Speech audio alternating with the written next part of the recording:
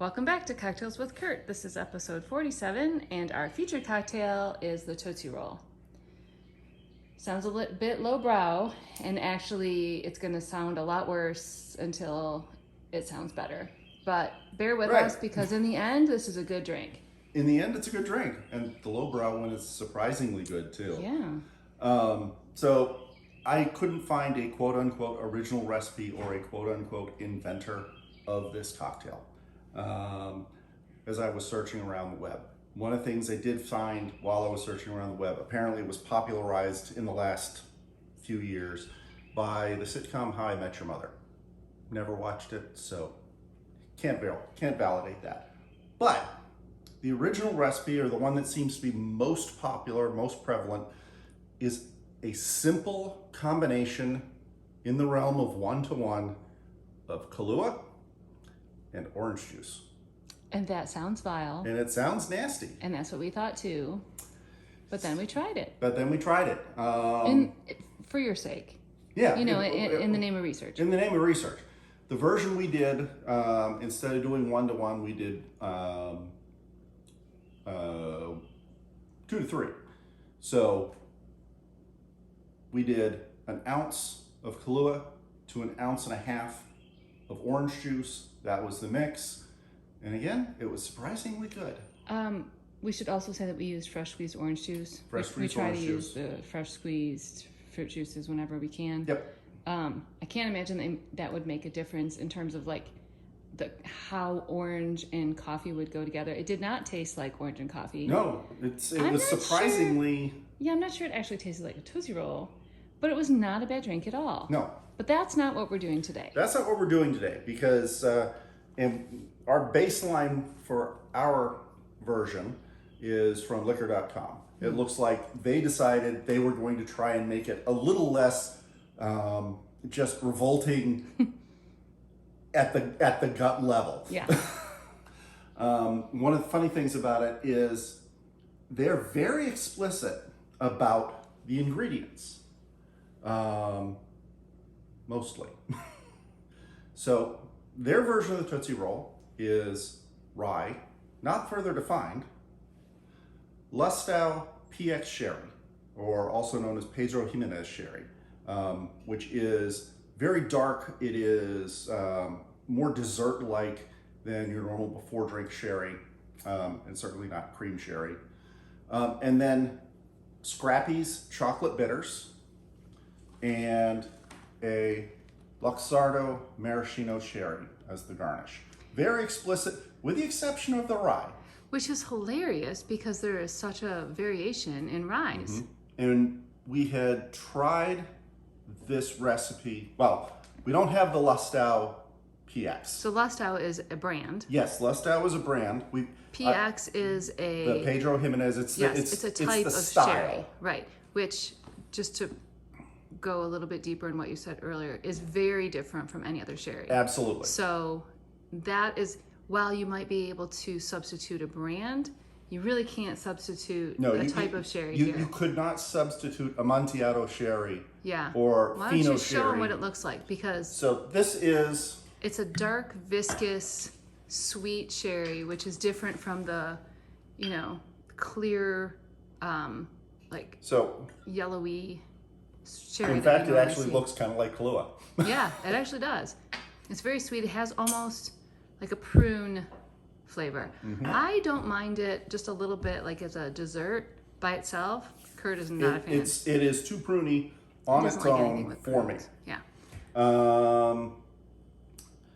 So the first time we made it with the Rittenhouse. Again, our standard go-to. The Triana PX Sherry, because that's what I had. And for chocolate bitters, we used Fee Brothers Aztec Orange. I actually had Aztec chocolate. Yeah. Excuse me, Fee Brothers Aztec chocolate bitters. Yeah. We actually have the Luxardo cherries because that is our go-to for those.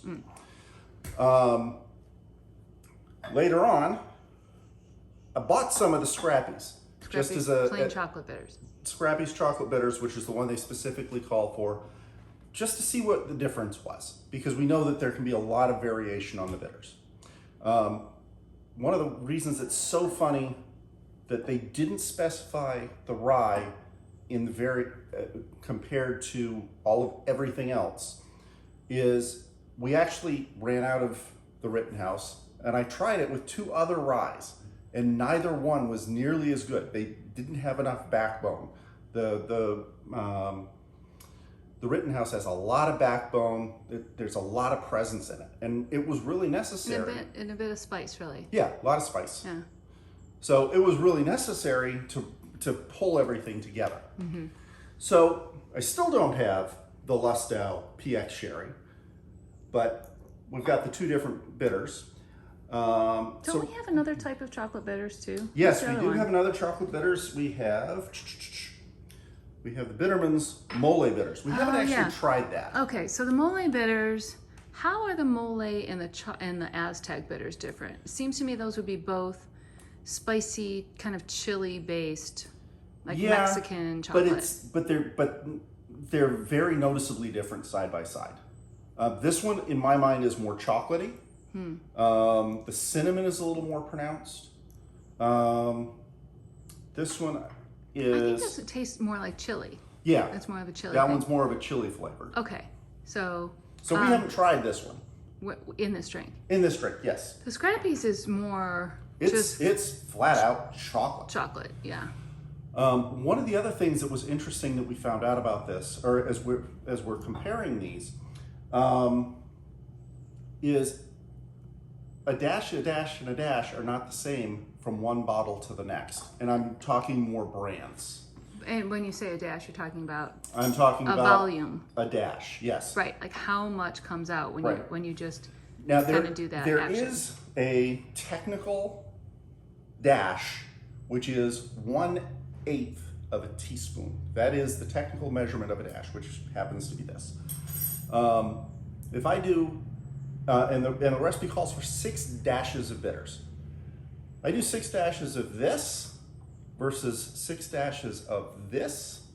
I get about 4 times the volume of the Fee Brothers to the Scrappies. I'm still doing 6 to 6. Most of the time, I'm not going to measure. I'm going to take the manufacturer at their word of what a dash should be. But it's just interesting and it's something to keep in mind. So let's do this real quick. We're going to do it side by side. Side by side. Yep. That's really our favorite hobby in this house. Side by side. You gotta love the side by side. And you know, we do side by sides with just about everything. It's not just the alcohol. Yeah. We do side by sides of every. We want to know what combinations are better.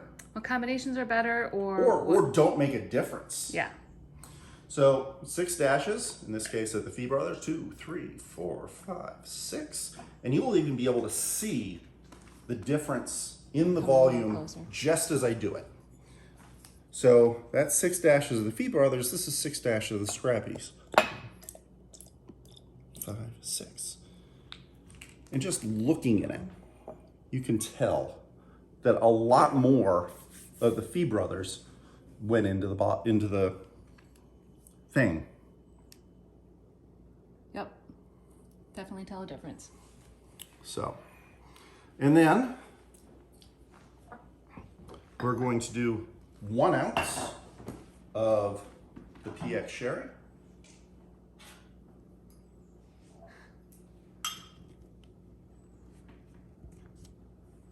At some point, I'm going to see if I can get the Lustow, but we'll see and do a side by side of that when I can. Because we've definitely found sometimes Minnie's waiting for her drink. the brand makes a difference, sometimes it doesn't. And 2 ounces of the Rittenhouse. Oh my gosh. You know what song I have in my head right now? What? You remember that Tootsie Roll ad from the 70s? Whatever it is I think I see becomes a Tootsie Roll to me. I'll sing it, but no one will be happy. No, please You don't know what it is? You don't remember that? I'm not remembering it at the moment. Whatever it is, I think I see. You don't remember that? Vaguely. Becomes a Tootsie Roll to me. Yeah, now I remember it. Okay, we're gonna have to watch it on YouTube later. It's your own fault. Oh my god, I'm gonna have that in my head the whole day now. We will find something to replace it with.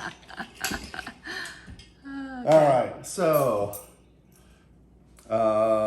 Fee Brothers, Scrappies. Let's see if I can do this fancy. Do we know anything about Scrappies? Other than You know, my friend had a cat named Scrappy. They make a lot like, of different bitters. Is there a guy named Scrappy? You know, Lynn has a cat named Scrappy. Or yeah. Did.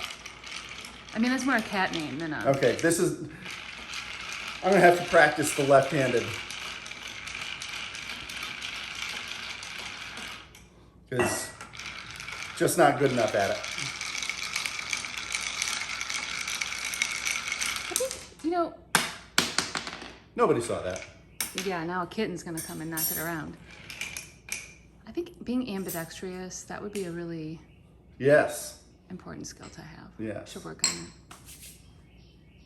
All right. Is there a garnish? There is the garnish, though. Oh, right. Which goes in last. Yeah, so we're gonna do the side by side and then give feedback to our listeners, right? Yeah. Yeah, we don't often do that. I think we did a little bit more at the front. I'm gonna just pick up this ice cube real quick because can you get rid of that ice cube, please? Yeah. Okay. Okay. So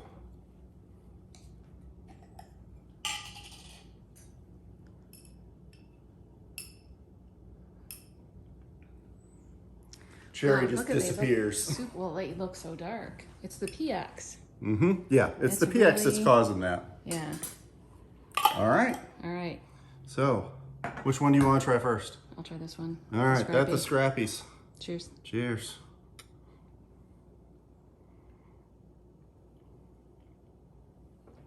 Quick switch.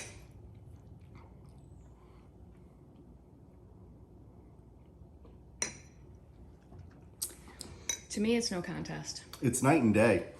Yeah. Which one? The Aztec.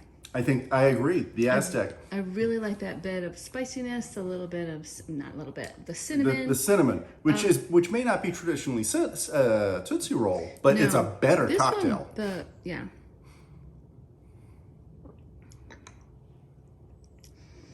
Yeah, the Scrappies, it seems, that does taste more like a Tootsie Roll, I think. Mm-hmm. But I think the one with the Aztec chocolate bitters is it's more to my taste. I would prefer to have that as a cocktail. Yeah, so as we've said many times in the past, cocktails in the end are what you like.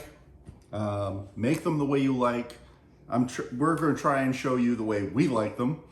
And there you go. So, this is the Tootsie Roll. Cheers. And cheers. See you next time. See you next time.